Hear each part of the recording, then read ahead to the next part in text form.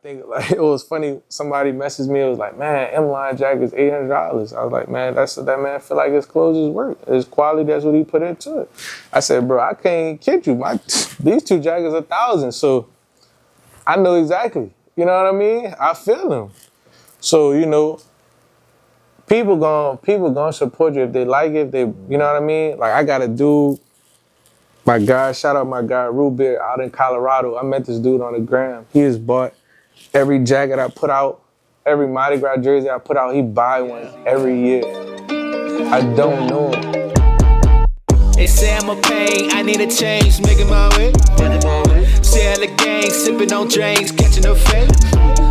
I get it poppin', nigga. She at the top of the nigga. Got plenty of options, nigga. Welcome to another episode of the Whip Appeal Podcast, and I'm your host, Whip.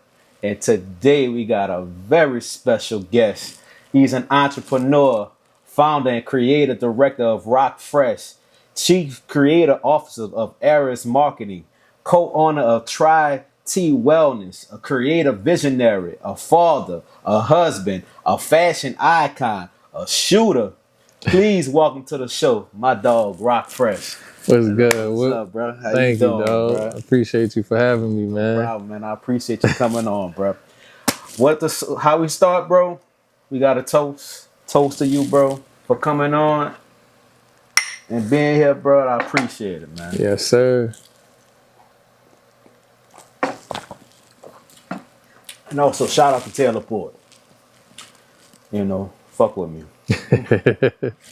All right, bro. So let's start it off, bro. How was it growing up for you? Growing up was real, dog. You know, I come from a good family, bro. You know, I never try to downplay that. And, you know, I know people have been through worse things than me growing up, but I also don't downplay the hardships that I had too. You know what I mean? But I come from a good family, man. Pretty much middle class family, and everybody loved each other, showed love for each other on both sides, and I was raised well. But it was me and my mom. You know what I mean? A single parent household. My mom and my dad split when I was about 3.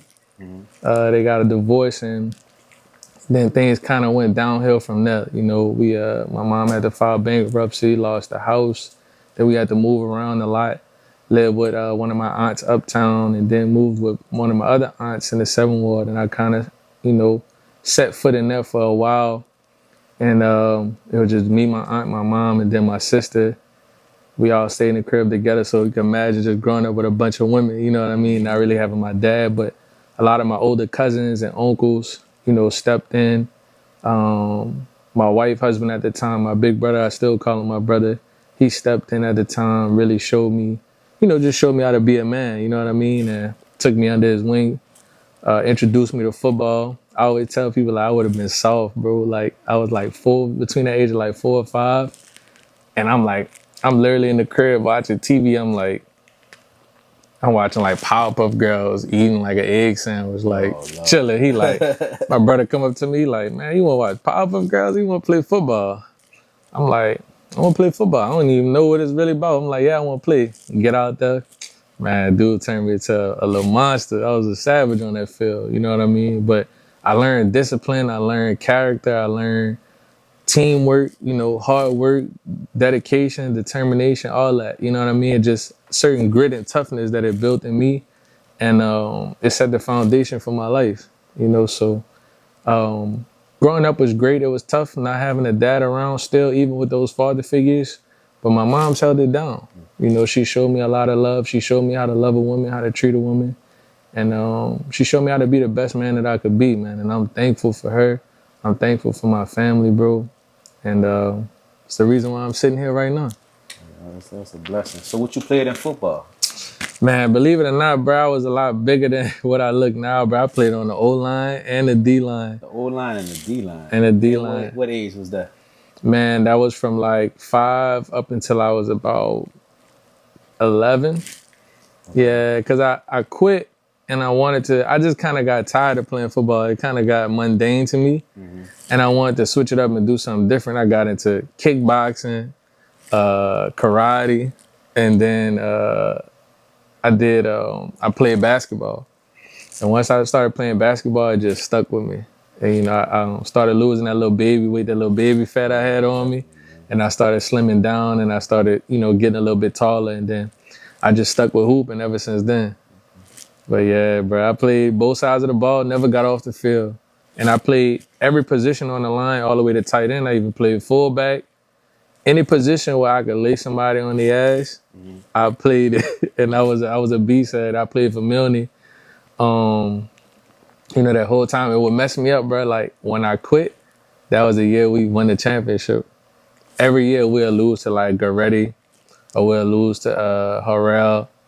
And then the year I decided to dip, we won it all. Everybody got their jackets off my partners. I'm like, damn, ain't that some shit? See, that's how God works. But, keep going. Yeah, you got to stay consistent, you know, never give up. And my brother told me, he was like, you quit this, you're going to be quitting shit your whole life.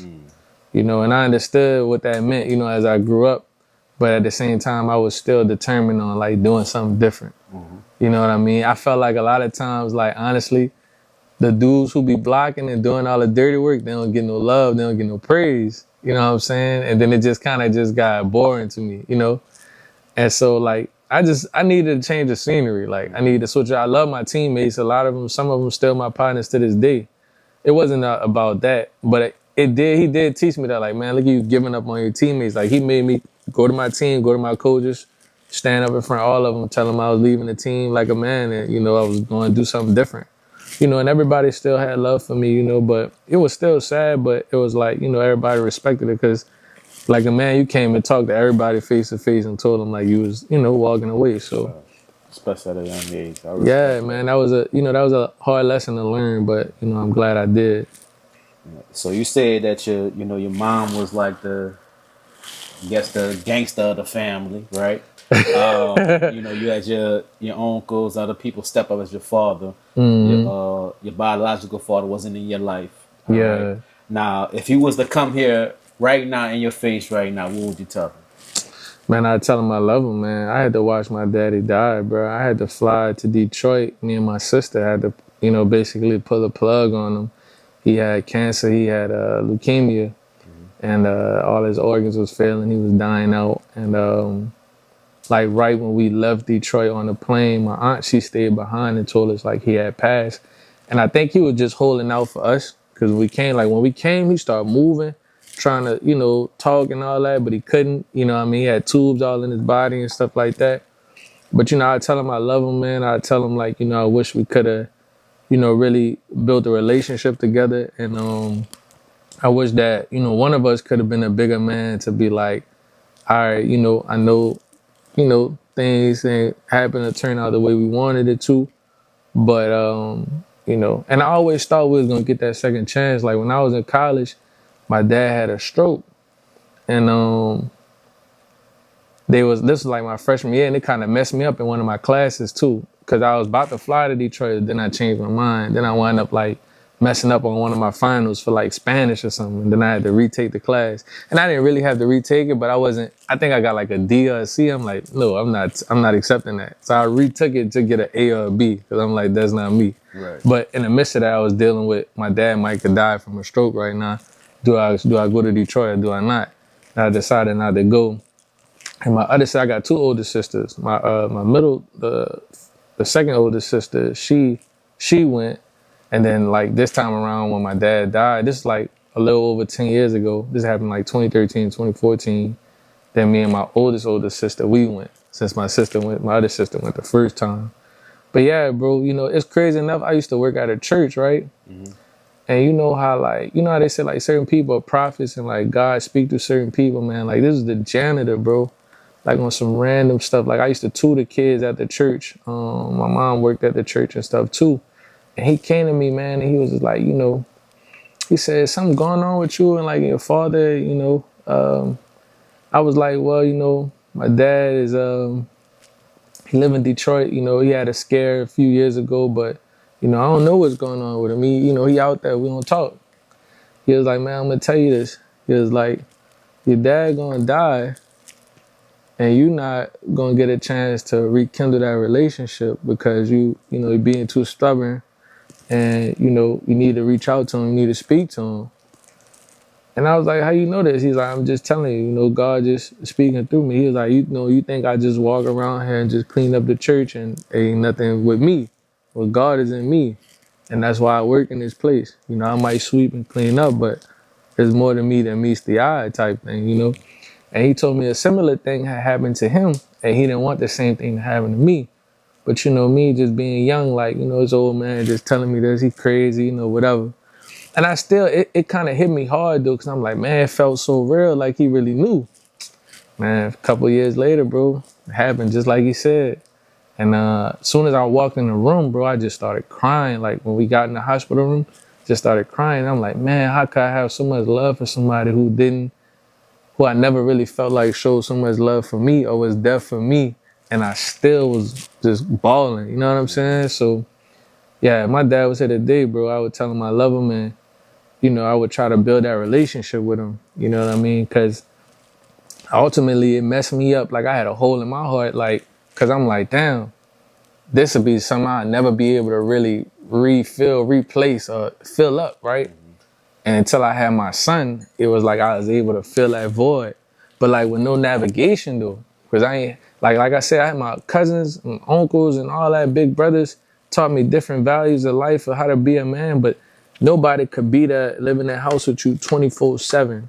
Show you every living day an example of what it means to be a man. You know what I mean? And so I still didn't have that. So it's still a void. You know what I mean? So now I got to look and pick up the pieces and look at my son like how I'm going to do this. You know what I mean? But I think just the love I have for him, just seeing him be born and watching him grow just filled that for me. Even though I'm still just navigating, trying to figure out how I'm going to raise him, how I'm going to teach him this, how I'm going to teach him that, without having had it for myself, I didn't let it like consume me or get me lost, like, or get me down. You know what I mean? I just kind of look forward to it. It's like me and him, we just going to learn together. We're going to learn from each other. So yeah, man.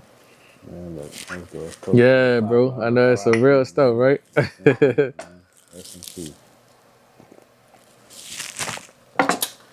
Let's switch gears though. What's good? St. Aug, man. So it's like you the third person that went to St. Aug that's on the pod, I think. I just had Eyes. Yeah, Eyes. Yeah. Had K Polo on before. Yeah. So yeah, you the third person with St. Aug, man. Look, What's I up with always you? tell people, man, I went to Easton. We had a little beef with y'all. But it's crazy. The real all purple my gold, partners and good friends today went to St. Aug, you know what I'm saying? So it's just like I felt like I got adopted to the St. Aug family. Bro, on a cool, like hooping with you, like I'm like, damn, was G at school with us? Like it just feel like that. You know what I'm saying? Just over the years, just hanging out. I click with everybody, bro. I click with everybody. Crazy. I'm like, bro, y'all cool. I'm cool too. So that's how I get down. So St. Aug, bro. So how was St. Aug for you? And how did St. Aug shape you? Man, St. Aug was another foundation layer, bro. Like I wouldn't be the man I am today without it. I think that's another reason why my mom sent me there. She trying to fill those shoes of like trying to be a mother and a father and knowing like this the school, the training ground for men right here. You know what I mean? They teach young men how to, be a man and grow up and stand on their own too and be successful. And, I had plenty other father figures being at that school, from coaches to teachers, so it definitely laid the foundation for me and some of my brothers, because we a brotherhood. We still brothers to this day, you know what I mean? And so it's a special place. I know a lot of people outside of that, people say what they say about us and stuff like that, but you really gotta have had the experience to really understand the true power of it and how it could transform you, And so, yeah, man, it was a powerful thing, bro. 2600 for life, man. Rise Sons.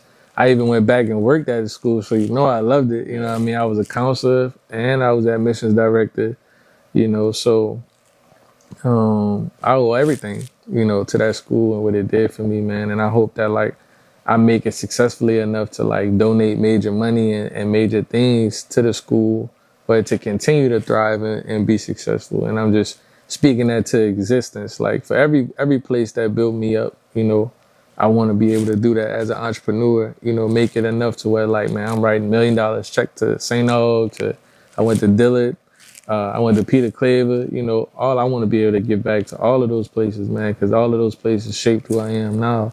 you know, so yeah. I feel like, and you say Dillard. So speaking of Dillard, Hmm. so what made you go to Dillard? And you know, how did Dillard shape you? Man, um, Dillard was beautiful, bro, because it was like a family. It was like a nice, like small, like community of a village of a family of people where like you had a space and the quiet time to like get your work done and focus on what you here for. And then there's also the time to have fun and go to parties and go to events and be a part of different things. And I think I got the best of both worlds being there. I really chose to go there because they really gave me a good scholarship. And on top of that, like I didn't. I had the thought of leaving home, but when I found out how hard my mom struggled to put me through St. Aug, you know, paying that tuition and, you know, borrowing money from people and taking out loans and all that, I didn't want to see my mom struggle no more. And like I said, the place that St. Aug was, it instilled in me that I could go anywhere, I could go to school anywhere, and I'm going to make it in life. Because I got all the tools and everything inside of me to do it. So it don't matter what school I go to, I just need to get my degree and go ahead and do what I, you know, want to do. And so I'm like, man, I could go to Dillard. I'm gonna be fine. You know what I mean? I went all took us to different schools. We toured schools and stuff like that. Like we went to LSU and all these different schools. And I'm like, man, I feel like it was a trap. Like you gotta know yourself. Like it's like if I go to these schools, I might get caught up, get distracted, partying. You know what I'm saying? And like wind up flunking out or not doing what I need to do. Even though I was a smart student, I was in the honors classes and everything like that. But still, you just gotta know yourself. You know what I mean? So I was like, nah, the big school ain't for me. I need a school that's chill. I could do my work and then kind of vibe out when I want to. So yeah, so Dillard was that good training ground for me to do that. Man, I remember I went to Dillard campus when I was in college, man. I walked on that grass. That was like the like I was Satan or something. Mm-hmm. Yeah, it was like that grass was so sacred. You couldn't walk on the grass, which I didn't know. I think you couldn't wear hats in a building or something like that either. Yeah, Dillard was a real old school at the time. Like they like can't wear hats in the building. It was strict like that. They loosened up over the years, but you still can't walk on that grass. And when I come to find out, at every HBCU, there's a grass that you can't walk on. Okay. And like I would think you should be like, if you walk on it, you're not gonna graduate on time. And you know, like every school got like a superstition or like a myth. But a lot of it, because I worked at the school, a lot of it is really more so like the beautification of the school. Like just like you in the suburbs and somebody be like, hey boy, don't walk on my grass, you know what I mean? It's like that. You had somebody's house, like, don't walk on their grass, you know, messing up their lawn. I respected it though. So I was like, I didn't know. Yeah. Like I try to disrespect y'all. I just didn't know. Man, I gave so many tours at that school when I was a recruiter, a counselor there that, you know, somebody gonna do it and they not gonna know. And you gotta tell them, you know what I mean? So once you tell me, I respect it. I just. But it's a special thing because they want you to feel like the moment you step foot on it is the day you graduating. Because the graduation happens on the lawn, so you proceed out onto the lawn all the way to the front where they had a little stage and the chairs set up. So it's like it's like you jinxing it if you step on it before, you know. Yeah. So man, that's the thing. I respect it, man. Definitely. All right, so remembering our culture for reasons everyone should have.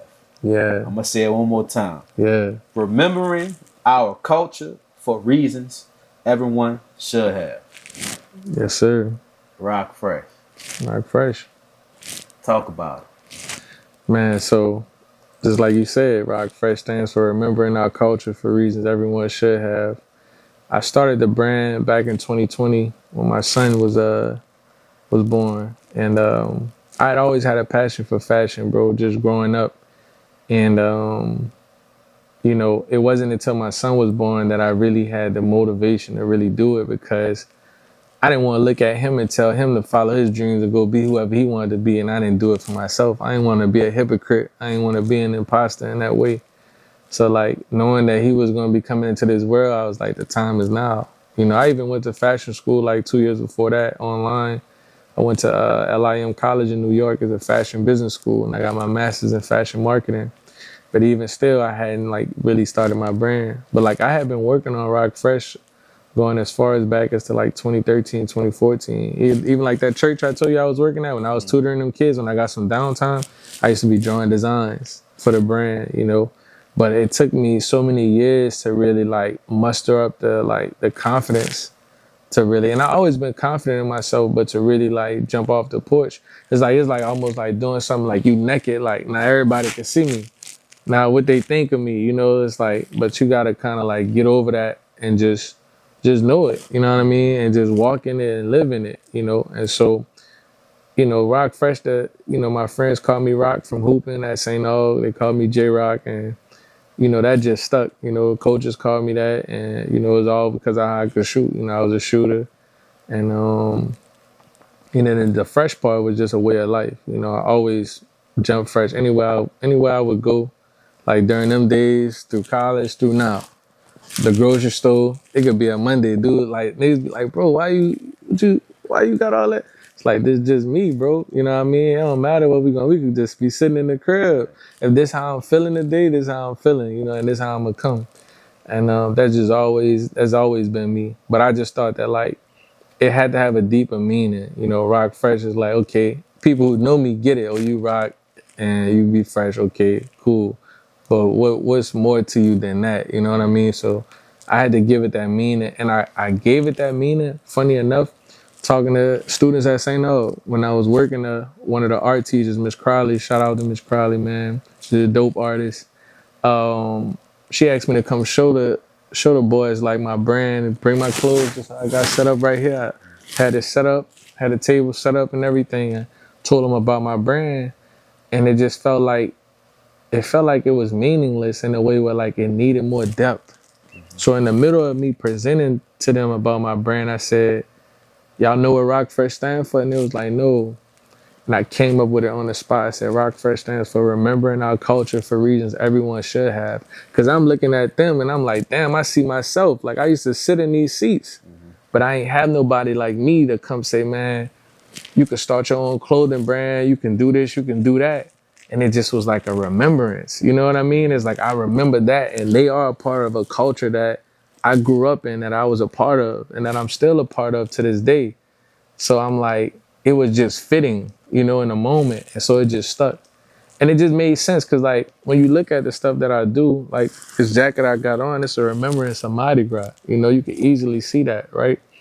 And it got certain things that it mean. Like people be like, you know, what's the 99 for? What's the 16? What's the 99 for? Mardi Gras was founded in 1699. So remember, it's about history. You know what I mean? And you know, you see Louisiana, you see the fleur de lis that represent us, our state, where we from. You know, you see the little Mardi Gras masks and stuff. You know, so everything that I do is try to, you know, what I put out is I try to put out things that are a remembrance of our culture, like a nostalgic feeling of, you know, something that's familiar to you, something that you know, Black culture, which is culture. We created culture, whether it's pop culture, whatever culture you want to think of, we created it. It started with us. And so a lot of things that I do is like in the remembrance of that. Yeah. Feel that, man. So when you see somebody wearing your brand, how does it make you feel? It makes me feel good. You know, it makes me feel like, you know, I think everybody in this world, like they want to feel heard. They want to feel like somebody understand them, somebody get them, somebody empathize with them or sympathize with them, or somebody loves them, you know, in this way. So it's like, okay, you bought that because you thought it was fresh and you wanted to rock it, but you also felt that, like, you know, you felt like what it represented or what it meant. You know, you could relate to that. And that's what I want people to do. Like people who wear my brand, like they understand what it means and they can relate to it. And they also think that it looks nice and they look nice wearing it. They look fresh wearing it. You know what I mean? So like, I appreciate that, you know. It's a really good feeling. But, you know, to me, like if you have a brand, like whether people are wearing your clothes or not, like you got to have a true love for it. Like whether nobody buy it or not, like you really got to have a passion about it and love it.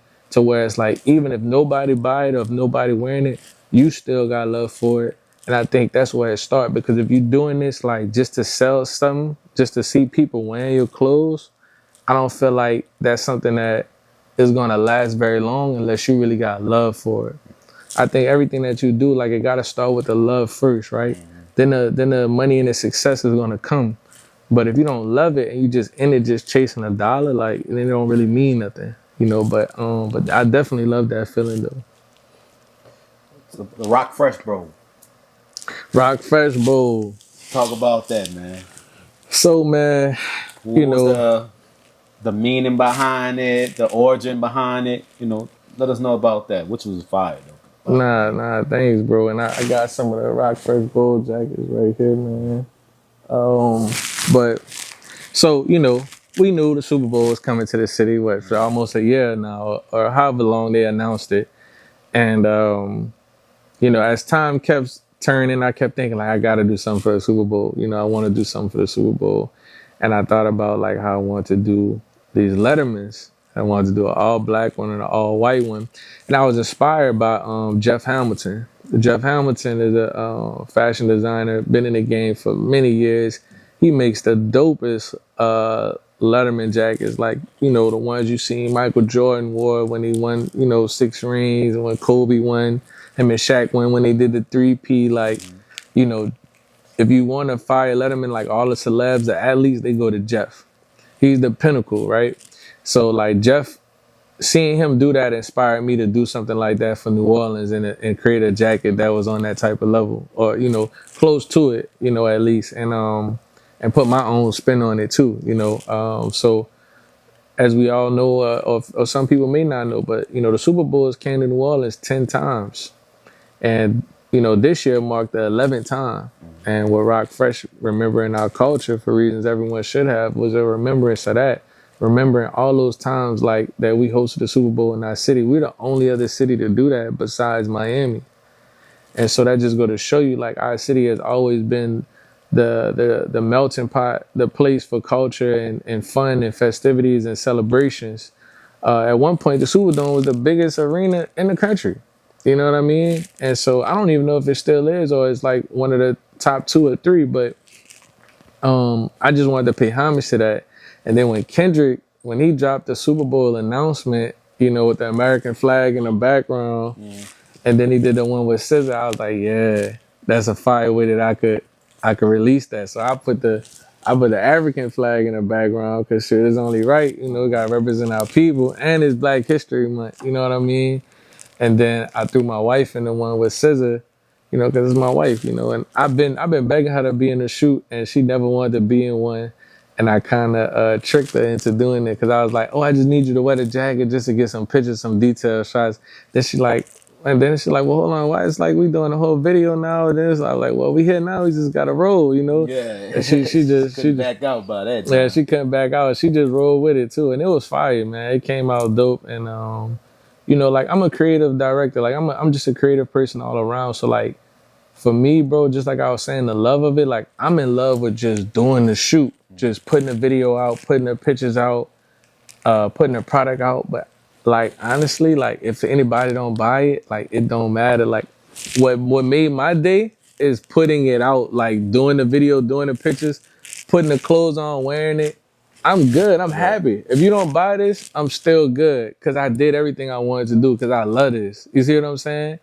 But so yeah, bro, that just made my day. I did a shoot today that like when I see that come out, that's gonna be another one of those moments that like, yeah, I feel like my heart just get bigger and bigger every time I just see something more that I create, something that I envision and see it come to life. Like I'm addicted to that. You know what I mean? Like I'm a junkie for it. Like I just everything I envision, you know. But yeah, man. That's dope. That is dope, man. So where you see your brand at in 5 years? Man, in 5 years, bro, I hope that I'm internationally, globally known. I hope to have my own store where I sell my own exclusive clothing and sneakers as well. And I hope that I'm partnering with, you know, nonprofits, big corporations, and organizations to put together like collaborations that have proceeds that give back to Black and brown communities, that give back to schools, HBCUs, that give back to neighborhoods where we come from, and you know, get these reparations. You know what I mean? You know, make people like the NFL and the NBA do something with me where it's like now we doing something where neighborhoods where I grew up at, we putting putting out a collection where all the money is going to certain schools and nonprofits that do stuff for kids like us, the stuff that we didn't have growing up. You know, that's really my dream and goal and what I'm manifesting. And it's something that I pray for every day. But, you know, it's something that I continue to work hard at. And I know, like, with consistency and hard work, it's going to happen. It's going to happen. Yeah, so that's why I see myself in 5 years, man. So do you feel like you're in competition with brands such as M-Line and other brands that's out here in the city? Nah, man. I feel like I'm in competition with myself. You know what I mean? I feel like I'm tunnel vision on what I'm doing. So I feel like, you know, I'm just trying to be better than the next thing that I did. And I'm just trying to keep elevating what I'm doing. But I do notice other brands like M-Line, and I think like all the other brands in the city that have had huge success, I think that they've paved the way and they've showed that, like, okay, if they could do it, then you can do it too. Like, you know, they've been a big inspiration to the city, and I love what everybody is doing. I think that, like, our city is so creative, man. Like, we have some talented people here, bro. And I still feel like in our own bubble, like, we hype for ourselves and for our people and the brands we support. But, like, I feel like the world still need to know. Like, fashion down here is a thing. Like, it need to be put on the map, like, from a documentary standpoint, from like a movie standpoint, from like a fashion week in New Orleans. Like, yeah, you need to really come see what we got down here. Like, and I feel like, you know, there's brands who are putting on for us in that way, and they're opening doors for other brands. And I feel like it's only going to get bigger. I feel like we, you know, gradually getting that respect and that notoriety where we a place you need to come check us out. Like, we going to be a part of that. How people look at New York and Fashion Week, or people go to LA, like, Paris, like, nah, you need to come to New Orleans and go see what we got, you know. So, yeah, bro, that's how I feel. That's how I look at it, man. So what is your why? So what I mean by that, why you wake up in the morning, why you continue to, you know, to build your brand, why you continue to live. Yeah. So what is your why? If Rock Fresh, if you got to explain your why, what would it be in a few words? My why, you know, my why is my son, you know, my wife, myself, you know, the love I have for this, you know what I mean? It's like, I can't make this up. Like, it's just something inside of me, you know, and, it just grows bigger and bigger and bigger every day. So, like, think about all those years I didn't do this, how that shit was eating me alive, that I wasn't following my dreams, and I was still holding my own self back for whatever reasons, you know. And now I feel better, like I unleashed that beast, and like I'm chasing after it every day, you know. So it's just like, it's love, man. It's love, family, and God, really, you know what I mean? Because I wouldn't have none of this without God. And I'm really like, I wake up every day, bro. I get on my knees, I pray every day, every morning, 6:30 in the morning. I pray at my altar, man. And I thank God for all of my blessings. And I pray for all of the blessings that will come, you know. So love, God, and family is the reason why. That's my why. That's why I do this every day. Yeah. Toast to that, bro. Yes, sir. Toast to that, bro. So, for sure. So your husband, married. How long you been married for? 2 years. 2 years. Yeah, so man. Blessed. Congratulations on that. Thank you, bro. So talk about marriage. As a black man, you married to a black woman. So how is it for you, and how is it important to you? Man, black love is a beautiful thing, man. And I think that, like, we should normalize, you know, getting married. Like, we should try to promote it more. We should talk about it more. You know, I know that there's like a certain trend of like this polyamorous like relationships, and like this, you know, and it's been around, you know, and I'm not saying that can't work or that's not a thing, but I feel like even in promoting that, we also need to promote black love. We need to promote, you know, I think more people need to see black men and women that in this day and time, you can get married, you can have real love, you can find a real partner, somebody that, you know, just completes you, that is the missing piece to your puzzle in life that you can spend the rest of your life with. You know what I mean? So it's a beautiful thing, bro. My wife is like my best friend and she my business partner, you know, and, you know, we do everything together, you know what I mean? And I love it. And so I wouldn't trade it for anything in the world. I tell my wife all the time, like, the best day of my life or my favorite day is like the day we got married. And if I had to live my life in a loop, like I would replay that day every single day. Yeah, that's fine. Like when we got married, bro, it felt like we was getting married in heaven, like and we was dancing on a cloud. And that's how I felt the whole day. And people was like, man, y'all must have been so drunk because y'all was and like we barely had I think I might have had one drink. She might have had like half a drink. But we was so like just going off the love in the room and how we was feeling that day that it was just like we was lit, like we was turned up the whole day.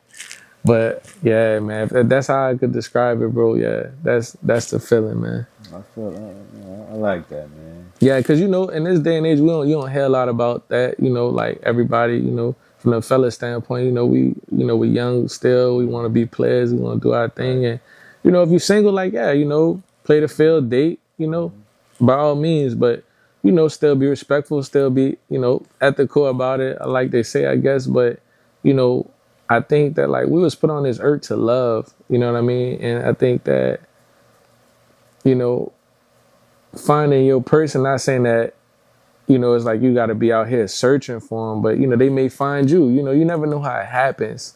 But I just feel like, you know, sometimes like from social media and the way that society portrays things, it's like it's not that part of life is not, it doesn't seem as promoted or advertised as much. Yeah. And I think a lot of people in our day and age like kind of stray away for it, or they don't see it happening for themselves, and you know, they just see like, man, I'm gonna be single forever into my 40s and 50s, and you know, I'm gonna be doing my thing, and it is what it is. But you never know. You know, I mean, everybody's story is different, but I do think there's a person or a soulmate out there for everyone. I think it's just a matter of time you finding them, but I also think it's about like the work you're doing on yourself too, like the healing that you're doing on yourself, and if you allowing yourself to be vulnerable and open to it. That's a tough part too, bro. Like you doing that and then you meet people and then you get hurt. And I think that's another thing that shy people away. Like everybody got their guard up, their fence up. They just gonna do them because they've been hurt or burned by so many people trying to give relationships a chance, to where it's like, nah, I'm just a savage. And that's just what it's gonna be, you know. But, you know, I do hope that, you know, everybody in our generation in this time that's single, that say it's hard, that, you know, I feel like I hope that our people can start to like see like examples of myself and other young people who are getting married, and, you know, that it can happen, you know, and to keep that hope and to do the things on yourself, work on yourself, to be ready for that person that you'll meet that's going to be your person. You know what I mean? So. Yeah, I like that, man. And no, maybe I'll get married one day. Yeah, I see you get married, boy. I got to come. I got to come to that, because everybody say that, dog. My mama said, man, your wedding gonna be the packest wedding ever, because I gotta come to that, because I ain't gonna believe it. But you might get married like Neo. He might have like 2 wives. That's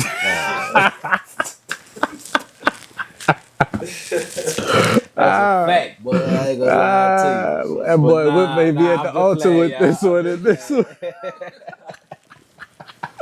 Nah, bro, but you know it's crazy though, dog. It's like that's the fire and beauty of it, of the whole thing. Like people like yourself who living life having fun, and then you meet your person, you meet that one.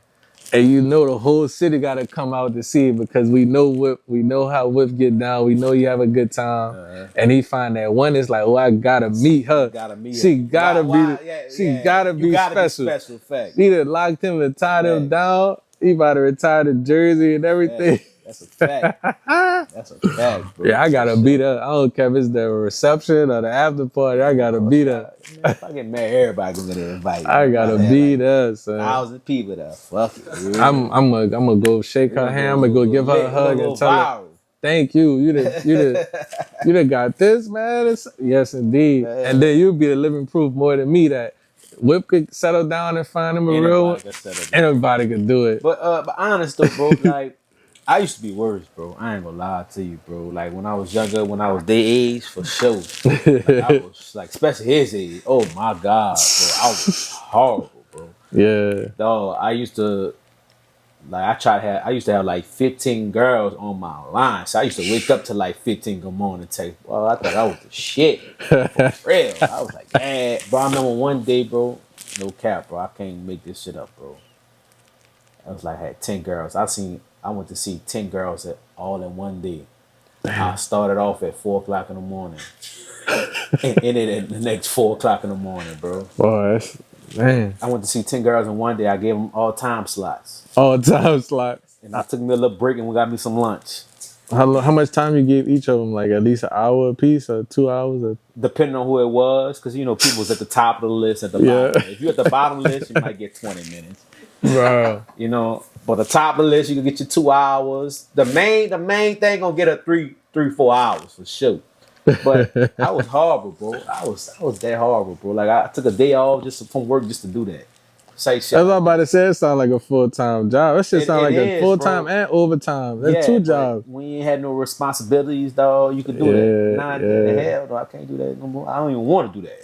That sound tired. I got tired hearing you say bro, that. Facts, bro. I don't do that. Hell no. Them days been over with. For sure. That boy had a whole basketball team. No. 15? Yeah, basketball team. Yeah. Right. It had the subs and everything. The subs. You was on that cruise, I got another one on deck. You was only playing 8 or 7. You played the whole 15? Shit, I paid about 12 of them, bro. At least 12 of them. Up, you hear me? The NBA lineup, I went to the G League and got the other thing. You hear me? So two-way players. No more, dog. I can't do it no more, dog. Too old now. You gotta slow it down. Old and too much responsibility. And my peace, it be affected with my peace, bro. I'm big on peace. Yeah. Like my peace ain't right, bro. I can't fuck with you. Your conversation ass, I don't take you serious. Yeah. Yeah. A lot of these girls can't have a simple conversation. If I say good morning, how are you? And you just text back good, you cut. Yeah, what's the up. comment? Oh, good morning. What you doing? And then they don't really go past that. And you don't engage in comment. If I keep on asking questions, I'm like, babe, sweetheart, you cut. Like, so like, just how I got you, I got another one. Right. Another one easily. Like the fuck. So how you feel like in this day? Like, do you have to have like a genuine connection to like really, you know, talk to a chick on that level, or is it still just like it could still just be physical and you good? Or like because you older now, more mature, like is it like even for the like whoever you may be talking to, like is it that y'all have to have something here and here, or just you know a genuine chemistry, or is it could still just be just physical and then it gotta be a general chemistry for me. Like, conversation, I gotta feel like we can uplift each other, make each other grow. You know what I'm saying? Not bringing me a step back. You know what I'm saying? You know, we all go through stuff. You know what I'm saying? Like, for me, I feel like I'm single with no kids, right? Bro, I'm 32. I just turned 32 last week, right? With no kids.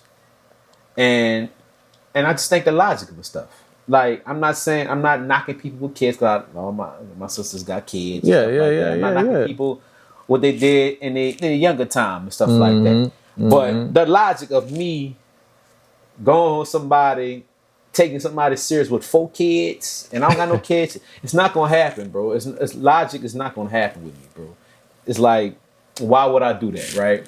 Yeah. Why would I go from my peace? I be at my crib, bro, sitting down, drinking my little Taylor Port or my XSL, and just chilling, bro.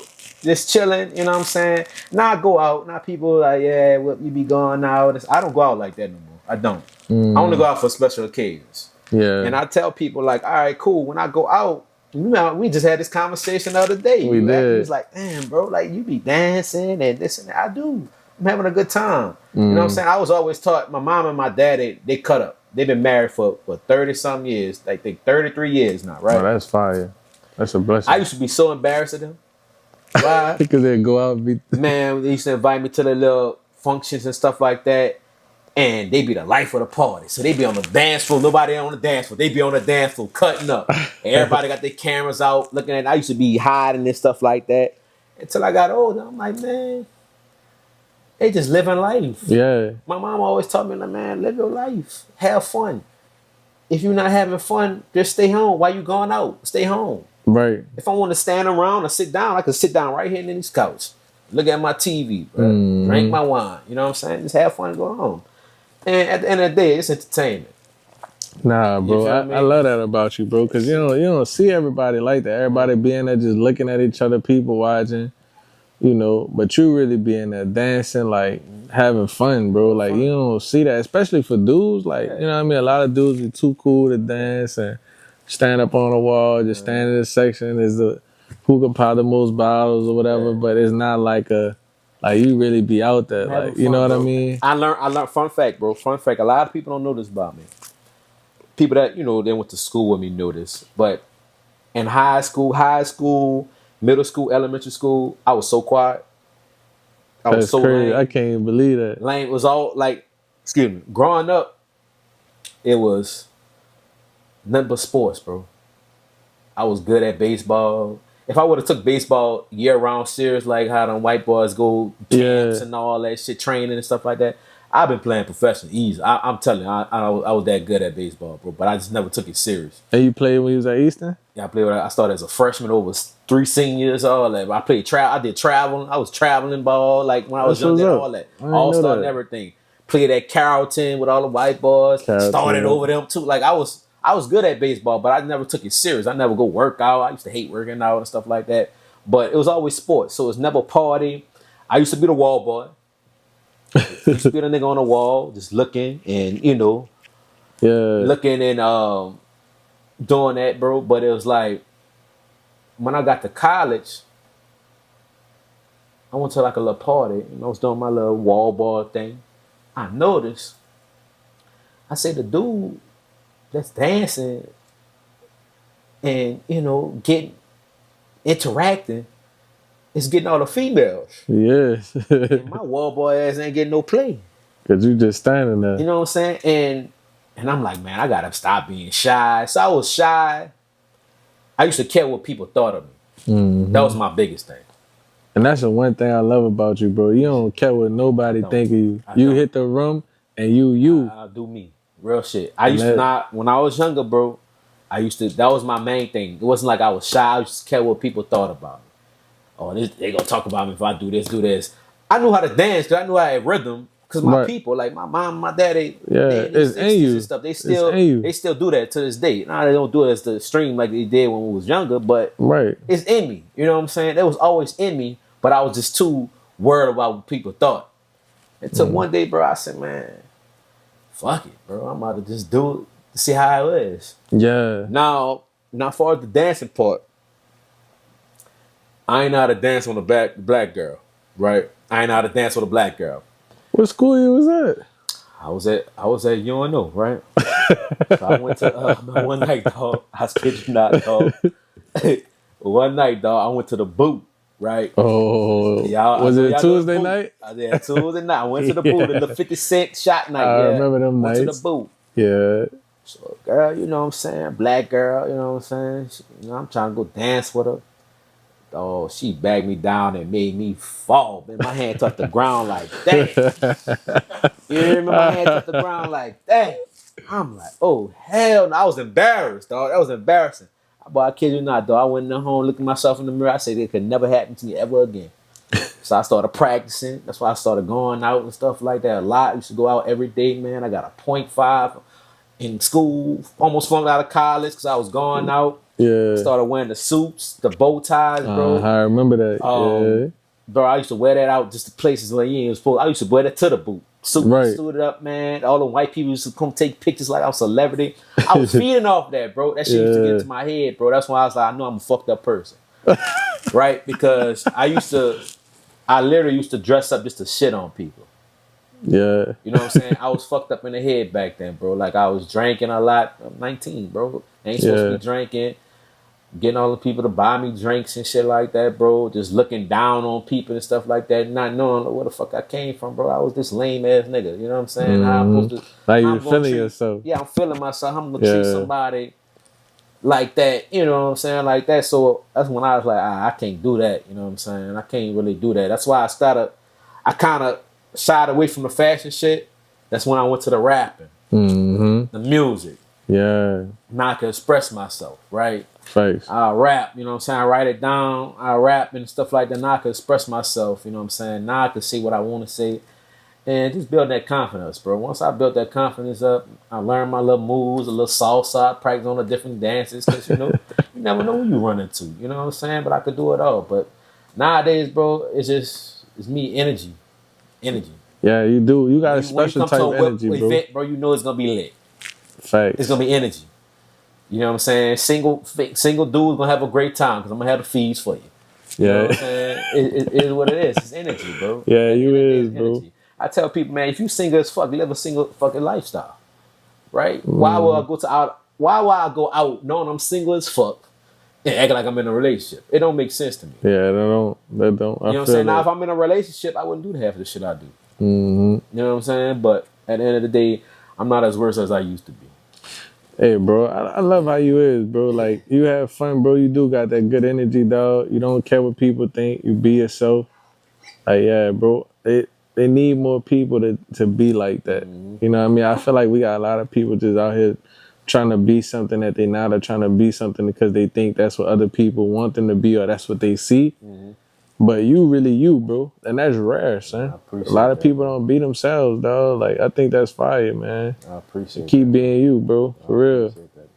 For real. Appreciate that, man. I admire that about you a lot, bro. What other questions you got from? I know you say you got some questions. What other questions you got from? It's your time, man. I mean, say you kind of broke a lot down, you know, just giving me your story, like, you know, from you playing ball and, you know, rapping and, you know, the type of person you was, the type of person you are now. I never knew that, son. I never knew that. You know, we just came up just hooping and stuff, and, you know, just... Bro, fun fact, bro, I ain't really start liking hoop until I got 30 years old. Bro, I swear, bro, I was like, I don't know where you popped up in the picture, G, bro, but like, you just started being in the gym with us all the time. Nah, like... To the point where it felt like we went to school together. I mean, I was cool with Frank, Yeah. JP, and all them. I knew how to hoop. I always knew how to hoop. But I ain't really started liking hooping consistently like how I do now until I got 30, bro. I'm 32, bro. Like, hooping was... But, G, we've been playing longer than that. Yeah, so it's been years. I used to go because niggas used to invite me. Yeah. And I was cool with y'all. Yeah. You know what I'm saying? I'm like, all right, cool. That was... Because when I started, I was like, man, I'm getting to know y'all. You know what I'm saying? So this time I'm going to get to know everybody and just building that rapport with people. You know what I'm saying? Now I know so many people now. It's like, it's crazy. Just because of just hooping or just... sports, either rapping or music, yeah, I remember the music, just working, just being outside, knowing people through people and stuff like that. That was my way of networking with people. You know what I'm saying? Yeah, it was just fun. Like, we'll go hoop and stuff like that. But that was the only time I hoop. Now I go 3-4 days. Yeah, you stay in the gym, bro. Stay in the gym, right? You know what I'm saying? I used to be. So you got the UNO, you got the UNO membership. Oh, yeah, of course. I might have to get mine, son, because I feel like some of them weekdays I might catch a good day, and then just being able, like, they got a lot of stuff to do in there. Facts. Bro, I used to be 285 pounds. Damn, that's crazy. I feel like I don't remember I look at that picture every day. That will make me go to the gym. That's that motivation. That's that motivation. And the crazy thing is, man, excuse my language, I used to get a lot of hoes at that weight. You know what I'm saying? I honestly, bro, I don't know how. Every version of you, I've never seen you not. Like, every time we was out, you at least had 2 or 3 and that you was dancing with. I'm gonna be honest, bro. Like, real shit. I got more hoes at that weight than what I do now. Because what I do now, because I got so many tattoos, they just think I'm a thot, whatever. Which I don't be doing that, bro. I swear to God, I don't be doing none of that shit no more. If I go out, I'm gonna turn up. That's entertainment to me. Like, you just having fun, I'm just having fun. Bro, I literally go home. I don't even get numbers, bro. I just tell you, follow me on Instagram and follow my podcast page. I tell you. Because that's what you're trying to do. You're trying to build. Trying to build a rapport, build an audience. That's all. Speaking of the podcast, so why Whip Appeal? So it's a play off of whipped cream. You know what I'm saying? And honestly, I can't. I'm not the originator of the name. My mama actually made the name. You feel me? So you gotta tell me that story. So she actually told me the story about a week or two ago. She actually told me how she came up with the name. She said one of her students came up to her, said, "Oh, hey, Miss Reed, I got a song to say for you. You know that Whippoorwill song? I forgot how it goes. How that Whippoorwill song go? Y'all know how that song I forgot. I think I know what you're talking about, though. It's a song called Whippoorwill, I think by Babyface or Genuine, one of them. And the dude started singing. The little boy started singing it to her. "Yeah, you know this, bro. You know my mom will be playing this and stuff like that." And she's like, "Oh, that's gonna be the name for his podcast." Because honestly, I wanted to name it the Uncle Whip Show. Uncle Whip Show. Uncle Whip Show, you know what I'm saying? You know, I got nieces and nephews. I got a lot of nieces and nephews. So I'd be like, Uncle Whip. But I was going to name the Uncle Whip Show. She was like, nah, Whippoorwill Podcast. I'm like, all right, now, for me, you got to listen to your mom. Your mom knew. She blessed it. Facts, you know what I'm she saying? Blessed so it. My sister came up with the logo and stuff like that. So I play off my name and stuff like that, Whipped Cream. So why even whipped cream, though? I know that's your Instagram, but how I got that? Yeah. So this is the story everybody want to know. So I'm gonna tell on your episode, bro. I said, all right, I'm gonna tell it. But so I got that name, bro, in college. So how it came back? So it started off in college, 2013. So my homie WAP. He said, yeah, bro, we was going to class. This is before class, like 10 minutes before class. He said, yeah, bro, I gotta show you a video. It's a funny video. So you know that song BMF by Rick Ross, I Think I'm Big Meats. Yeah. So on YouTube, I could go check this YouTube. Dude named Leon Lewis. He did a remix to it.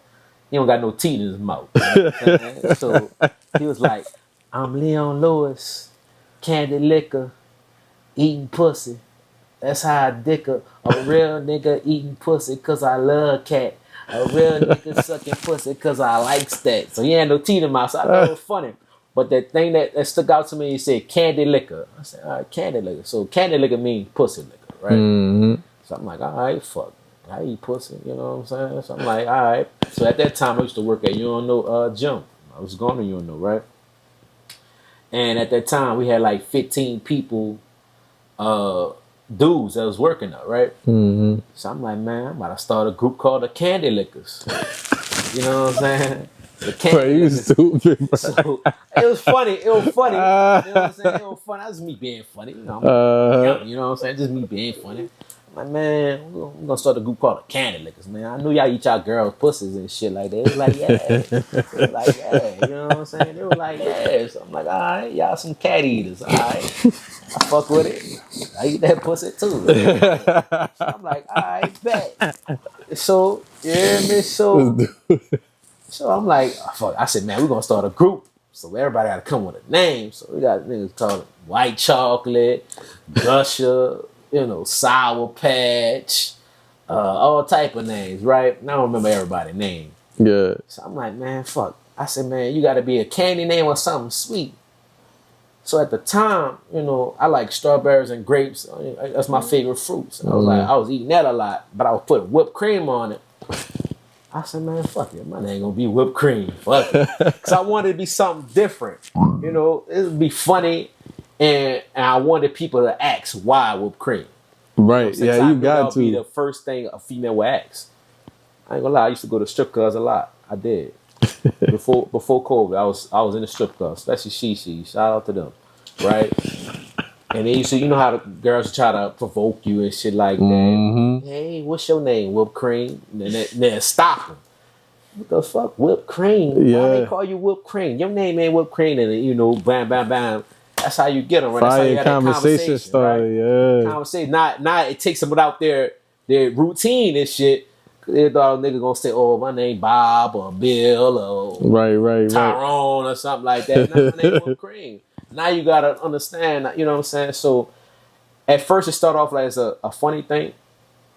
Then it grew up to like a brand. Now this is my brand now. You feel me? Now I'm gonna change my rap name from G Reed, my actual name, to Whipped Cream. Cause I always wanted people like, damn, dude named Whipped Cream, who this is? He listens to my music. Who this is? Right. He talking this. Who this is? Why they call him whipped cream? And I always just tell me, listen to my music. You gonna hear. You know what I'm saying? Listen to my lyrics. You gonna hear. You know what I'm saying? That's how that. But I love that about you, bro, because you gotta be like, you gotta have supreme confidence to call yourself whipped cream, and to just be like to stand in that. You know what I mean? Like, that's one of them things. Like, you really know yourself, and you know, like, you that dude. You know what I mean? Like, I'm whipped cream. Like, yeah, that's me. For me, it is. But now, because it was like a kind of like. Because niggas like, bro, I'm not calling you whipped cream, bro. I'm just gonna call you whip. Yeah. So that's why I just changed it straight to whip. Nah, you know how Wayne got still got Lil Wayne, whatever, character called him Wayne. The same thing with me. So I keep it like far as like the, the name and stuff like that. But I always say whip. You know. So you didn't put whipped cream on a bunch of them, huh? On busting hoes. Yeah. If I fuck with them, yeah. Now everybody get the whipped cream chicken. Hell no. They don't get the whipped cream treatment. Hell, I ain't know these whole pussies. Never did. Bro, you know, that's the first. That used to be the big misconception. That's what I'm saying. I know that's what people I used thought. To tell them, babe, I ain't eating you. I'm good on that, babe. I'm good. I'm not eating everybody now. I gotta really like you and fuck with you for me to do that. Real shit. Like, I'm not doing it to everybody. Gotta be whipped wifey. Facts. You gotta be like my main thing for me to do that. For sure. For sure. Not everybody. Oh, man. Especially not no wham bam thank you, man. Hey. Wham bam. You ain't getting all that on the wham bam. You feel me? Let's get back to the topic, man. What's poppin'? Inspired Nola. Yes, sir. How that came about? So inspired, man. I was working at as a missions director. I was on my second year, and crazy enough, man, another Purple Night came and recruited me to come to Inspire. And we sat down and talked, and he made me an offer I couldn't refuse as far as like the salary increase. And it was a tough decision. Like, that shit really weighed heavy on my heart because I love my school and I love what I was doing with the young men, like recruiting them. And I took a few of them under my wing, a few of them that's like really my nephews. I call them nephews. And I still like do things for them to this day. And it was a tough decision, but ultimately I had to look at my family. Like you said, that's my why. That's why I wake up every day. So like after me and my wife got married, she had lost both of her jobs. She had two really good paying jobs. Like one job, she was like the executive, she was like the CEO basically. She was the executive director. And then another job, she was like she had a bigger role for like two companies. And then all of a sudden one job was closing down and the other job, like things just wasn't working out, you know? And so after that, we started a business, but it still wasn't like enough money financially for us to just sustain. And honestly, the opportunity was just like a blessing from God. Like, shout out to my guy, Kevin, man, just reaching out to me for the opportunity. And I'm actually, I never, like for my career, working in education, it was never something that I wanted to do. I went to school, I got my bachelor's in marketing from Dillard. I got my master's in fashion marketing. So I always wanted to do marketing. I always wanted to do fashion. But somehow, some way I wind up, staying in education. And, it started working at Dillard, for 5 years, recruiting students all over the country. And then going to St. Aug, being a counselor there, then being an admissions director, and then going to Inspire Nola. So, a lot of times I tell people, like, God got a purpose for your life. And sometimes you are in a certain place for a reason, and don't ignore that. And I like it because it's like, it's a way of giving back. You know what I mean? I give back to the next generation. People paved the way for me. So it's like paying it forward. And I like that aspect, and I like helping people. And so that's why I stuck with education so long. Shoot, man, it's been It's 2025, bro. It's been 10 years I've been in education now, and many different aspects of it, And so I love what I'm doing at Inspire. I'm the senior manager of marketing. I get the opportunity to manage our social media with our social media manager. So she's on my team, and I get to do really cool creative videos, kind of like what I do for my brand, and, you know, photo shoots, and I get to plan cool events, you know, parties that we throw and stuff like that. And it's fun, you know. It has allowed me the opportunity to kind of grow in a passion that I have and express that and bring that to the organization and watch it grow and build up. Like when we first took over the social media, we was at 6,000 followers. And then we got to 10,000 during our 10-year celebration. I got to do the whole 10-year campaign. I got to design it and create it and everything. Now we at 14,000.7 on our way to 15. That's in less than 2 years. You know, so our goal is to try to reach 20 by August, you know. So, and I've done videos. We got like over 200,000 views, like crazy. Like we've done some crazy numbers for engagement. Like we've maybe even engaged like over like almost 4 million people in the last 2 years, just overall engagement. So, you know, it's been great. I love what I do there, and it's been helping me build my own business with my wife, with Heiress Marketing as well. Speak of Heiress Marketing. Yeah. How that started. You're the creative officer of that.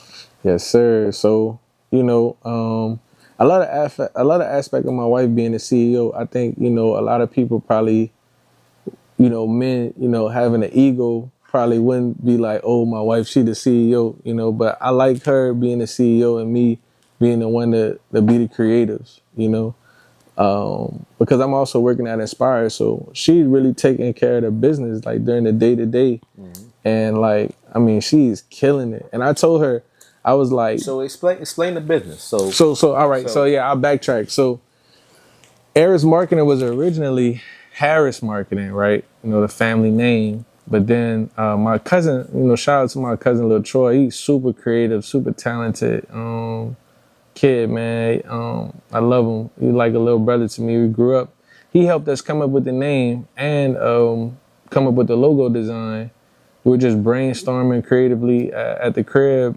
And he was like, instead of Heiress, like say Heiress. Like it kind of is like a play on the last name.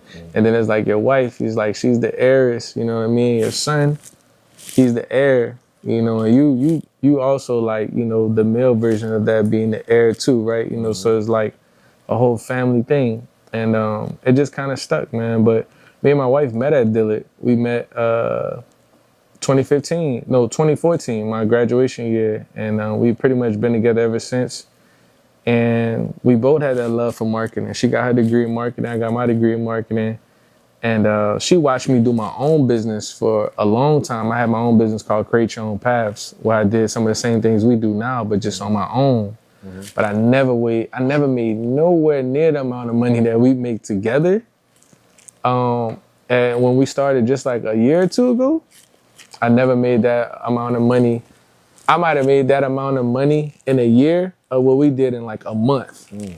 You know, so it's been a blessing, bro. It's been a major, major blessing. And that's the goal, is to really build an empire where we have our own office. We have our own, you know, videography studio, photo studio, MacBook lab, print shop, corner offices, conference rooms, the whole deal. And really like, you know, take over and do this marketing thing for a bunch of major clients, organizations, nonprofits, and that be the main, you know, bread and butter every day. But we know we gotta just keep putting in that work to get there. And we only started a couple years ago, and we've been having some major success. So I'm just looking forward to what the future holds. Now you can do main marketing for Whip Appeal Podcast. I'm telling you, man, we do websites, social media, you know, collaborate with people like Crispy Captures and, you know, Polo Vision. And, you know, Crispy done some work for us when Inspired. You know what I mean? I like working with creatives, and like, I'm your guy. Like, if you want some work, if you looking for something, like, holla at me. Videos, pictures. Because in Inspire, we do a bunch of stuff. And then with our company, for our clients, we're always looking for photographers and videographers to do photo shoots and videos to help market their companies. So, like, I'm the person you really want to, like, get next to. You know what I mean? Because I always got work. Chris could attest to that, man. I always got work. And like, just seeing Chris here is like, man, because like I said, New Orleans is so talented to the point where it's like, there's been times where I needed a photographer and I almost lost sight. Like, damn, I gotta call Chris. Right. And I see his face again, so now it's like, it's going back to the front of my mind. Yeah. Because he did some good work for us. But then, dude amazing, bro. yeah, bro. He nice. You see what I'm saying? I tell him that, man, every time, bro. He think I be telling him that. I tell them both every time, man. Like, I can't do this shit without them, for sure. Yeah. You know what I'm saying? But he's amazing. Both of them amazing. But he's amazing. And that's the fire thing, bro. You got a team. Like, you know, like a lot of times, like doing my brand on my own is just me. You know, my support is really my wife. You know what I mean? And it's just me, her, and my son. Like, my friends support me, my family support me. You know, but I'm really, when we talk about really in the trenches building, it's just me. Yeah. You know what I mean? And you can't build an empire alone. Mm-hmm. You know, my little cousin, I was saying, LaTroy, he's helped me. Like over the summer, he did a lot of things for me. I really showed him the back end of like how I get all my clothes made, the steps that I gotta go to, the people that I go to, this person do my embroidery, this person to do my like my sewing, my stitching.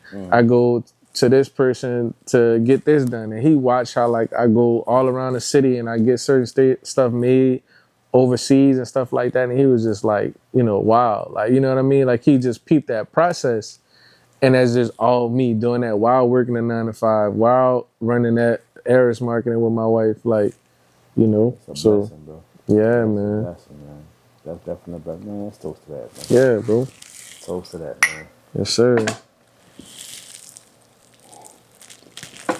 All right, I got some rapid fire questions for you, man. Uh-oh. Rockstar, can you put 30 seconds on the clock?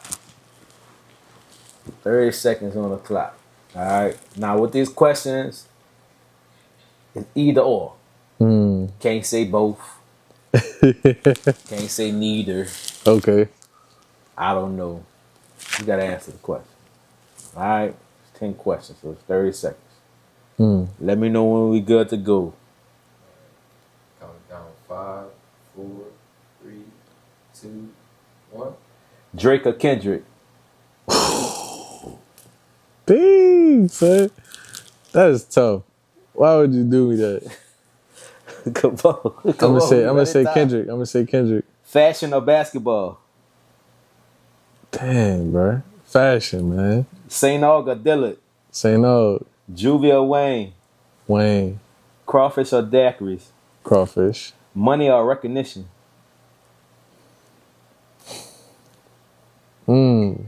Recognition. Creating or teaching? Creating. Love or respect? Love. God or family? God. Mardi Gras or the Saints? Mardi Gras. Okay. Dang, boy, that's tough. Yes, sir. Gotta make it tough, my bro. boy. That's a question where it's like it's both every time. I know, that's what I was about to say. You can't say both, bro. Dang. Can't say both. Drake and Kendrick, you just come out with the fire. Gotta do that, bro. And you know, I've always been a Drake fan, bro. Like, been a major Drake fan, dog. And I know it's tough. It's like, damn, you light skinned nigga, you a Drake fan. Nah, I don't be all but all that, man. I just gotta be true to me, bro. I love Drake, bro. But like in this present day and time, bro, Kendrick, dog. And I've always been a Kendrick fan too. Like every concert Kendrick had down here, I've been to. Even All-Star Weekend performance, I went to it. Like I was the fans like that was in front of the little court stage that he performed on. I was in that group. Like, so I've been rocking with Kendrick. I love both of them, bro. Even Kendrick's style like has inspired me for like different photo shoots I've done and stuff like that, like the whole Super Bowl thing. But even before that, when he went to Paris for he wore a Chanel, I got a fit. I did the same thing, you know. So that's a tough one, bro. I already know. I know when I did that. You got me down there with every single fashion of basketball. I love both of them. I do it, man. Come on, God or your family? Like, come on, is that a trick question? I gotta do it, bro. Gotta do it. Money or recognition? You know how bad people want money, bro? A lot of bad people want recognition too. But you know, money isn't everything, though. Like, it's not. So I think I do appreciate the recognition. Yeah. I think about some of the jobs I've had, and like just getting an award meant a lot to me more than like getting a raise. You know what I mean? People would take that raise any day, but I think like you want to, like I said, everybody in this world, we're searching for like a like somebody who like they love us or they appreciate what we doing, or they understand where we coming from. So it's like when somebody see your hard work and they award you for it, it mean more sometimes in the way that it's done. Mm-hmm. If it's done right, it mean more sometimes that, oh, we're going to give you some more money. You know what I mean? Because I think that recognition goes a long way. Because you just want people to see what you're doing and the impact you have, and people to appreciate that. Right. And I've had both. I've had bosses call me and say, man, look, you've been putting in that work. I'm about to give you a raise. And then I've had times where it's like surprise awards been given to me too, you know, so I've been on both end of those things, but yeah, that's a tough one, bro. Yeah. Money or recognition. Naturally, everybody want both. Yeah, you want money, but I think you get the recognition, you work hard, the money will come. Fact. You know what I mean? All of that will come, but it's all about the love, you know? Mm-hmm. That's the ultimate thing at the end of the day. Yes, sir. At this time, I always give my dogs, Crispy Cassius, Rockstar Marcus, an opportunity to ask you a question. Okay. Because I always believe, like, you know, they might have a question I didn't ask, you know what I'm saying? So real. I always give them an opportunity to do it. So we're going to start with Rockstar Marcus. You got a question for him? As a father, growing up playing sports, would you put your son in football, or would he try other sports? Man, you know, I just been talking about this, dog, because, you know, these kids is in this, like, video game era, and it's really... it's getting to me because, like, we didn't have that growing up. We was really outside kids, you know, like, I'm talking about our generation, probably the last one, had to come inside before the street lights came on. I could tell you a story. My mom, she came outside with that belt. Me and my cousin was chasing after some girls down the street, and that street light came on. We wasn't back. Bro, you had to get hit. You had to get hit before you could get in the house. And I snuck past while she caught my cousin on the back with that buckle. Boy, we slept in the bathroom the whole night, son. We was scared to come out. But, you know, besides that, dude, yeah, I definitely plan on putting my son in sports. He got super energy like I did, super active, but the games is trapping him. He on the phone on the game. He on the iPad on the game. He find games on the TV. He got a Nintendo Switch I gave him. I don't know if I did the right thing. You know, but he definitely got that energy. I think he just waiting for me to put him in it and kind of get into that dad coach mode. And that's why I was telling my wife, it's time for that transition. But, you know, like, us still being young parents, we still trying to build something, right? So we so consumed by what we doing with our businesses and the success that we trying to have that you can't lose sight of your son and what's right in front of you. Because this is what it's really all about right here. Because once we dead and gone, like, this isn't gonna be up to him whether he want to keep this thing going or do whatever he want with it. So you gotta still pour into your child, your seed. So like now I'm about to have to transition to what, like, I want him to play. If he want to play football, play football. He's been talking about basketball and soccer. He run really fast, and like on my wife's side, like her dad and her mom was All-American track stars in high school. Could have went to, like, I'm talking like full ride to whatever school they wanted to go to, but they decided to run off and get married and have a child where they had her. But he got those genes in him, you know what I mean? And she see it, I see it. And so, and she wanted him to do swimming just because, you know, the whole thing was stigma of black people don't know how to swim. And she like, no, my son need to know how to swim. She know I know how to swim. She don't really know how to swim. She never learned. So she don't want that for him. And I want him to learn too. And so, it's that time. Because, you know, when they're young like that, it's tough to find sports that they could really do and get into. But that time right now, he's 4. He's going to make 5 in August. I'm about to put him in as much as I can to where, like, the routine going to be pick him up from school, go to practice, come home from practice, take a shower, come eat, do your homework. You're going to be too tired, go to bed. The only thing I'm scared about him is that he still might have more energy and be like, all right, can I play the game for a couple minutes before I go to bed? But I'm thinking he might be like how I was, bro. I played football, and when I got home, I was done. Took a bath, sat there, did their homework, ate, knocked out every day. So I'm hoping that the same thing happened to him, but I'm not going to force it on him. I'm going to let him choose something. I hope that he fall in love with one of the sports, whatever it may be, and then that be a new passion of his that he want to do. Then, you know, when it's free time, it's like, okay, let's work on this. Let's go practice and do this. Instead of, oh, let's go hop on this game. You know what I mean? But yeah, bro. Yeah, man. We got a question from my dog, Crispy Cassius. What you got for him? My question is, you kind of spoke on Kendrick and how he kind of inspired you, with Mm. fashion and stuff like that. Who's somebody that inspired you to be kind of confident in your work? You know what I'm saying? And kind of gave you that ability to be like you said, if he could do it, I could do it. But we gotta have that creative confidence. You know what I'm saying? As creators and things like that. So who's somebody who inspired you to have that confidence in your work and have that ability to just put yourself out there and just do it?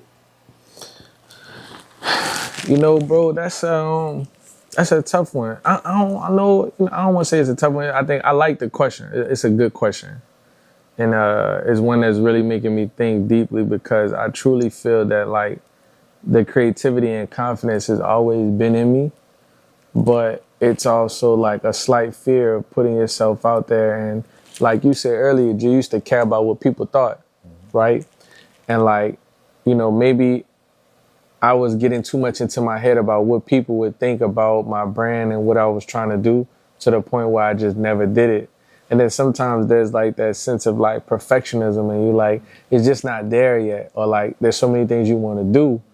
But then there's the whole thing of like, if you keep doing that, you never start, you never do, and you just putting yourself even further behind.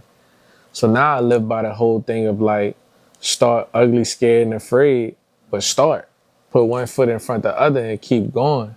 But there's a lot of people who've inspired me though, man. Like Joe Fresh Goods, watching him come out of Chicago and build his brand up and then get the shoe deal with New Balance and like just go crazy. Like always been a big inspiration to me.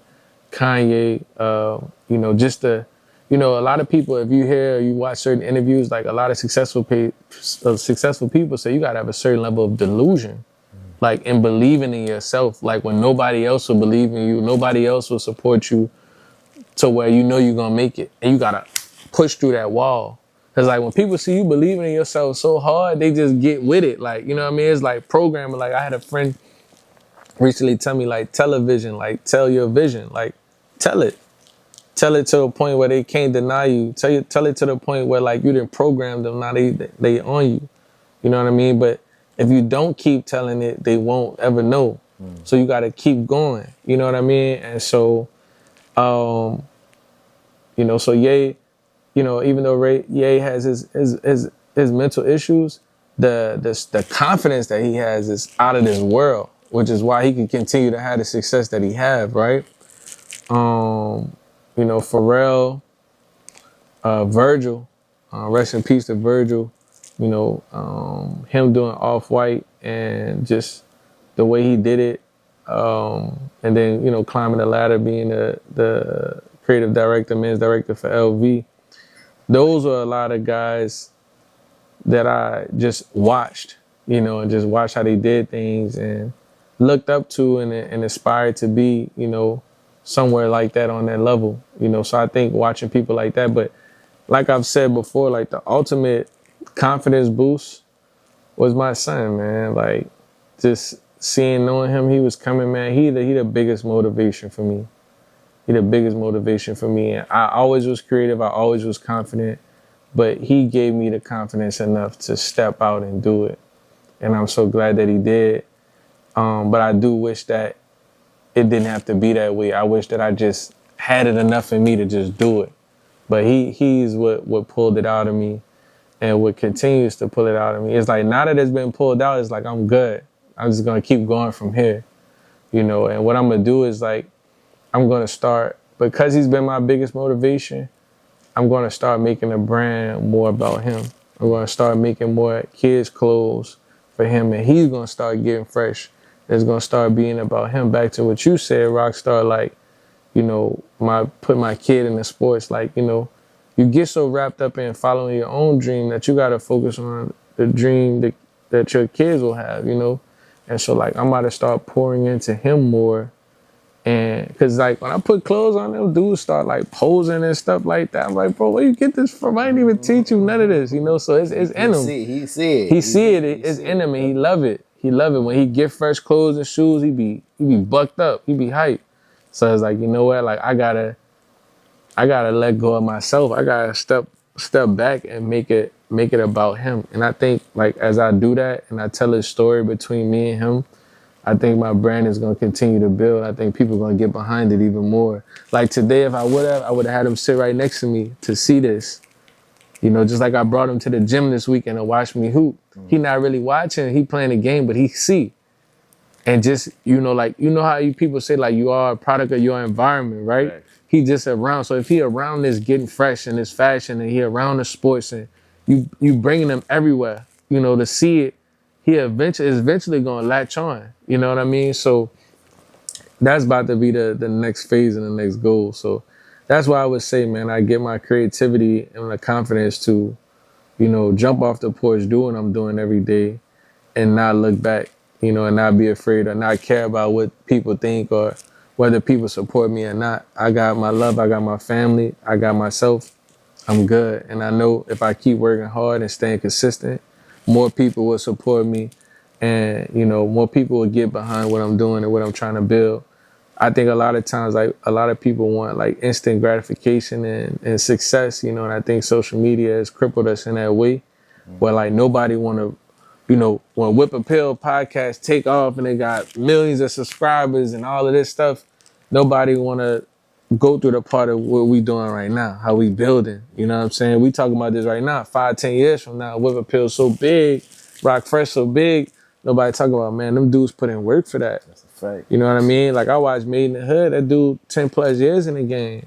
M-Line too, like, got years in the game, man. Right. A lot of brands who you see are at a certain pinnacle, they put that time in, man. They put that hard work in. So you can't expect to pop in a year or two or whatever. Like, you got to keep going. You got to stay consistent.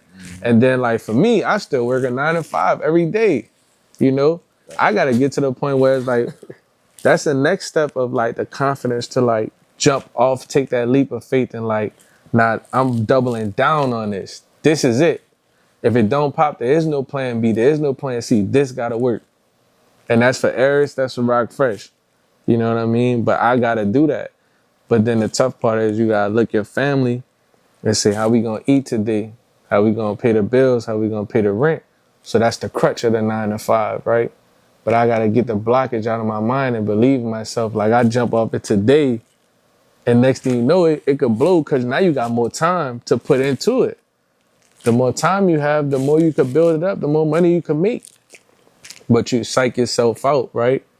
Because of that crutch of that 9 to 5 and it's paying the bills. But there's a smart way to do it and there's a balance to it. And I'm doing that. You know, I got a plan for myself. Like, I'm going to keep working in my career and what I'm doing to build the capital to continue to invest in our businesses to where we get to a point of stability, like we're making this certain amount of income to where it's like, okay, I can really walk away now. Because I done built both of these things up and now we ready. So you got to be smart about it. Like, I ain't going to quit my job tomorrow and then, you know what I mean? It's like, nah, you got to have a plan, you know? So like my little cousin, he was like, we had got a big contract with one of our clients. He was like, man, you could just quit your job. I'm like, oh, cuz, no. You do that, you build on that. You know what I mean? Then you see if that double up or that triple up in the next year. Then you start looking at, okay, maybe I can walk away. But you don't walk away because you just get this big contract now. And then, you know what I mean? So you got to play the game smart. And that's what I'm doing. It's strategic, you know? So, but yeah, man, I like that question, Chris. That's a good question, man. I appreciate all y'all questions, man. Real. All y'all questions, man. So real quick, I'm gonna have you. You know, we got your merchandise in. It's the first time on my podcast. Someone actually brought their merchandise, so their brand on the pod. So man, I appreciate the opportunity too. Real quick, you don't really have to explain it. You mean just explain the pricing, where they could get it at, how much it is, and stuff like that, and just go from there. Okay, so we got this is the first Letterman I ever did. This is the Rock Fresh Zulu inspired Mardi Gras Letterman. Got the Zulu man right here on the side. You know, it's the wool, black material for the body, cowhide, green leather on the sleeves. You know, you got the laissez-aller bon ton roulette, let the good times roll. You got the remembering our culture for reasons everyone should have. You know, the RF stand for Rock Fresh. Got the New Orleans, you know, cityscape logo here. inspired by Patagonia. If you ever seen the Patagonia logo, made the New Orleans version with the, and it got the big logo on the back. So this jacket is $300. I did pre-orders and show love and did a sale for like $200. Some people got it, some people didn't. You gotta catch it when you can. It's super exclusive. One thing for my brand, I like to keep everything exclusive. I don't like to oversaturate things. I want to like have a certain set amount. So like, not too many people had this. Like, I made like 10 of these last year. They all sold out. I think like I made like maybe 7 this year. So I like to keep it exclusive that way to make people feel like, ooh, when you see this, it's like, nah, I gotta have that. And now because I feel like New Orleans people, we like to be exclusive when we win, and like we like to know like everybody ain't got this. Like this jacket I got on, everybody ain't got this. Right. Like maybe only like 2 or 3 people got this. You know what I mean? So I like to keep that exclusivity. This right here is the all-white Rock Fresh Bowl jacket. Got all of the patches on it from the time the Saints, not the Saints, but the Super Bowl has came to New Orleans. And if you like see the backside here, it got all the times. So I redid some of them where it say Rock Fresh Bowl. And so this jacket was costly, man. This is genuine cowhide, white leather. Cost me $500 just to make this jacket. So a lot of people look at the price like, ooh, it's $1,000. Hey, but when you put blood, sweat, and tears into what you do, you know what I mean? And it's high quality, like you set your price and you live your life, you know what I mean? And so somebody gonna buy it, So that's how I look at it. But real nice. Did the black one as well. Just like it. Even redid the NFC and the AFC logo. Put the RF on there, But yeah, man. So yeah, you can find all of this on rockfresh.com, rocfresh.com, and of course, I got the Mardi Gras one on right here. So yeah, dog. And the Mardi Gras one is $400. First one $300, these two $1,000. So, and it's all based on like what it costs for me to really make it. You know what I mean? And then what I feel that is value, what is worth. And I, for anybody doing that brand, like I think like it was funny. Somebody messaged me. It was like, man, M-line jacket is $800. I was like, man, that's what that man feel like his clothes is worth. His quality, that's what he put into it. I said, bro, I can't kid you. These 2 jackets are $1,000. So I know exactly. You know what I mean? I feel them.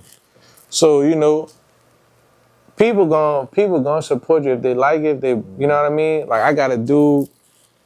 My guy, shout out my guy, Rubeer, out in Colorado. I met this dude on the gram. He has bought every jacket I put out, every Mardi Gras jersey I put out, he buy one every year.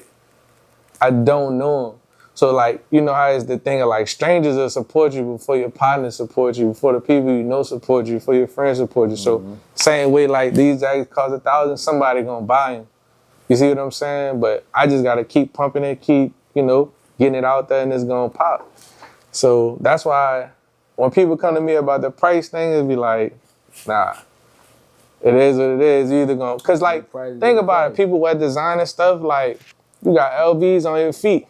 You don't go question them. You don't go question them. You don't go question Saks when you in there, you dropping bread, right? So yeah, so come over here and do that.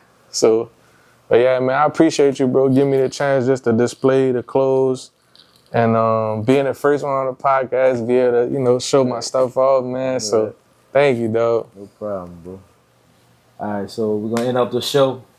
So how I end up the show, bro, I always get the guests. You look at the camera, say whatever you want to say to the camera, how you feel, anything you want to say to the camera. The floor is all yours. All right. Man, I just want to say, man, shout out to the Whip Appeal podcast, man. My guy, Whip Cream, Whip G Reed in the building, man. Thank you for the opportunity, bro, to give me the chance to, have a platform to express, my brand, who I am as a person, where I come from, everything I've been through, everything I've done. And I appreciate you, bro, for, having that light. being shined on, people like myself and people who've been on the podcast. And I pray that you continue to have much success, brother, that you continue to manifest, you know, all of your dreams that you want to come true. And I pray the same for myself. And man, much love, dog. My dog, bro.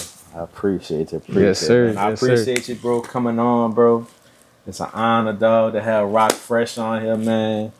I've been knowing him for a long time, bro, and he's been grinding ever since we was young, bro. We met as teenagers, bro. Yeah. 2010, 2011, we was teenagers, bro. Thanks. Now we here, grown as fuck now, you know what I'm saying? Yeah. You doing your thing. I'm doing my thing, man. More blessings to you, your family, bro. I wish we'd have had your son right here. That would have been dope. That would have been dope. Next time we got to have him on, you know what I'm saying? Yeah, man. Especially when you get grown, grow your brand up 5 years from now. I'm going to have you back on. But he might do the podcast by himself. Facts. I'm gonna sit next to him. I'm gonna do the Uncle Whip edition. Uncle Whip edition. Let him tell a story from his point of view. Mm-hmm. Yes, sir, man. Look, but let them know your Instagram right quick. And _ROCFRESH _Rock Fresh, man. Follow me. I follow you back. I'm not one of them type of people. Most people follow me, I follow back, man. It's love. You gotta show love to get love, man. So, yeah. And y'all heard that Rock Fresh, man. Shout out to my dog, Rockstar Marcus, behind the scenes. You know, it's my assistant. He the one that makes this thing go, you know what I'm saying? Shout out to my dog, Chris, with Crispy Captures, you know, the media company. Make sure y'all follow my dogs, you feel me? You know what I'm saying? Crispy Captures does a lot around the city. Knows a lot of people around the city, and the podcast won't be shit without them. I always say that, tell them that, you know. Yes, make sure y'all like, comment, subscribe on YouTube. Follow me on Instagram, Whipped Cream 9, Whip Appeal Podcast on Instagram. TikTok, Whip Appeal Podcast, you know, for good content. My dog Rock Fresh. We out. You feel me? More blessings to y'all. Thank y'all. They say I'm a pain, I need a change, making my way. See all the gang, sipping on drinks, catching a fade. I get it poppin', nigga. She at the top of the nigga. Got plenty of options, nigga.